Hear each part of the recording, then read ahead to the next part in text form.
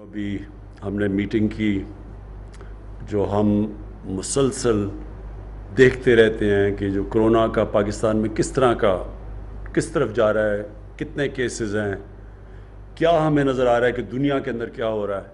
तो अभी हमने मीटिंग ख़त्म किया, तो इसलिए मैं आपसे इस चीज़ के ऊपर बात करना चाहता हूँ। देखें, इस वक्त ये जो वायरस है, ये जो कोरोना वायरस है, ये तब्दील होती जाती है। यानी वो वायरस जो शुरू हुई थी उसमें कई तब्दीलियाँ आई। मसलन साउथ अफ्रीका का एक अपनी किस्म का एक म्यूटेट कर गई एक वायरस तब्दील हो गई, और भी डिफरेंट किस्म की मुख्तलिफ़ किस्म की वायरसेस हैं। लेकिन इस वक्त जो हमें दुनिया में इर्द गिर्द हमारे इलाके में, दुनिया में, इस सारे ख़त्ते में जो सबसे बड़ा मसला बना हुआ है वो है इंडियन वेरिएंट, जो कि हिंदुस्तान से एक वायरस म्यूटेट चेंज होके तो वो इस वक्त बांग्लादेश में बड़ा बुरे हालात हैं, वहाँ फैल गई है। हिंदुस्तान में आप सबको पता है कि कितनी तबाही मचाई है उसने। अफ़गानिस्तान वो पहुँच गई है, और अफ़गानिस्तान में इस वक्त अगर आप हस्पतालों में देखें तो वहाँ ऑक्सीजन की कमी हो गई जो एक वक्त पे हिंदुस्तान में थी। इंडोनेशिया पहुँच गई है, उधर भी हालात बुरे हैं, वहाँ भी ऑक्सीजन की कमी है, और आप देख रहे हैं कि हर रोज़ बहुत लोग इसी वायरस से मर रहे हैं। तो इसलिए मैं आज आपको इस सब सूरत हाल को सामने रखते हुए मैं आज आपसे 2-3 बातें करना चाहता हूँ। देखें, अभी तक अल्लाह ने हमारे पे ख़ास करम किया। इंसान जितनी मर्ज़ी कोशिश करे, आखिर में ऊपर वाला फ़ैसला करता है कि वो आपकी कोशिश कामयाब होगी या नहीं होगी। उसने अभी तक हमें बड़ी कामयाबी दी है। आपको पता है कि दुनिया में पाकिस्तान को तीसरे नंबर पे वो मुल्क अभी जो वो कौन सा था, इकोनॉमिस्ट की अभी सर्वे आई है कि पाकिस्तान तीसरे नंबर पे वो मुल्क है जिसने सबसे बेहतर अपने मुल्क को बचाया है कोरोना से। और वो होना तब था, हाँ हमारी भी मेहनत थी, इधर हमारी NCOC इन्होंने सारे केसेस स्टडी किए और इन्होंने अच्छे फैसले किए, लेकिन आपकी भी, मेरी कौम का भी बहुत बड़ा इसमें हाथ है कि हम इतने बुरे हालात से बच गए। इसमें जब मैंने आपको कहा कि ये एहतियात करो, तो आप हमारे साथ चले और आप समझे कि हम वो मुल्क हैं जिसने 2 रमज़ान में, सारी मुसलमान दुनिया में 2 रमज़ानों में जिधर मस्जिदें खुली रही वो पाकिस्तान था। बाकी मुसलमान मुल्कों में बंद कर दी उन्होंने अपनी मस्जिदें। तो आज अगर हम यहाँ पहुँचे हैं, इसमें यहाँ हमारी NCOC की बड़ी मेहनत थी, मॉनिटरिंग थी, इन्होंने सही माने में कई चीज़ें प्रीएम्प्ट की, बताया, लेकिन साथ साथ अवाम ने भी हमारे साथ चले, अवाम हुकूमत के साथ खड़ी हुई, और इसलिए आज हम इर्द गिर्द सारी दुनिया से बेहतर हैं। और ये जो इकोनॉमिस्ट की रिपोर्ट आई है, लेकिन अब मैं आपसे ज़रा अपील करना चाहता हूँ, क्योंकि आज जो हमने स्टडी किया है, हमारे केसेस नीचे आते आते अब फिर ऊपर जाना शुरू हो गए, और ऊपर इसलिए जा रहे हैं कि ख़ास तौर पे हमें ख़तरा है कि ये जो हिंदुस्तान का जो इंडियन वेरिएंट है, अब ये पाकिस्तान में भी आनी शुरू हो गई है, जो कि अफ़गानिस्तान में है, हमारे साथ वाले मुल्क में, और ज़ाहिर है उसकी चांस है पाकिस्तान में आने के लिए। तो मैं आज सब आपसे फिर से अपील कर रहा हूँ।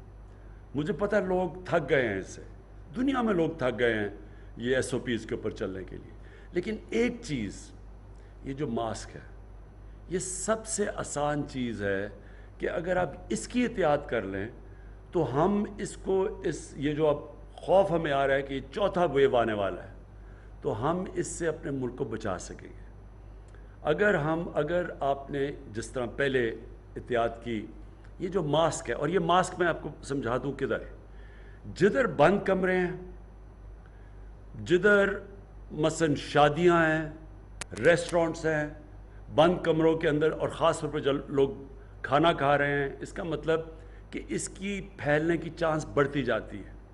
अगर आप पार्क में फिर रहे हैं और आपके फासले हैं तो फिर भी आप मास्क से बच सकते हैं, लेकिन बसों में बैठे हुए हैं, लोग भरे हुए हैं गाड़ियों के अंदर, उधर मैं आपसे ताकीद करता हूँ कि कोई मुश्किल काम नहीं है, ये मास्क पहनना कोई मुश्किल काम नहीं।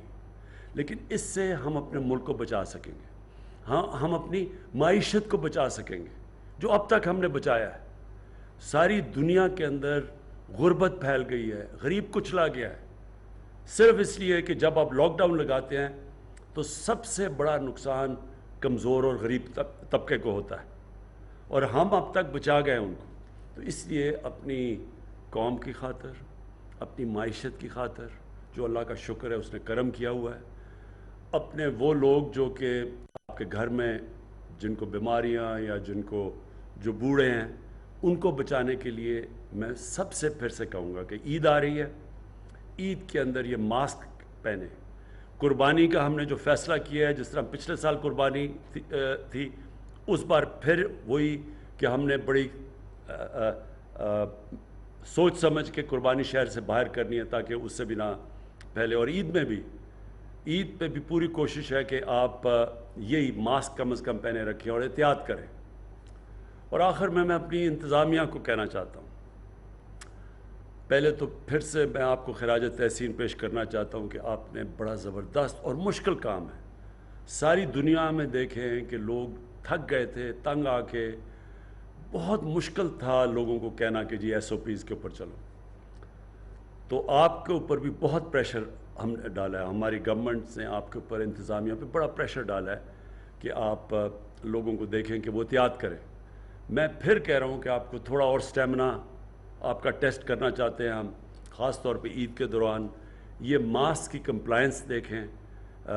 اور یہ اس سے آخری بات میں یہ کہنا چاہتا ہوں کہ اگر ہم نے یہ صحیح معنی میں کر لیا تو ہم اپنے ملک کو بچا لیں گے.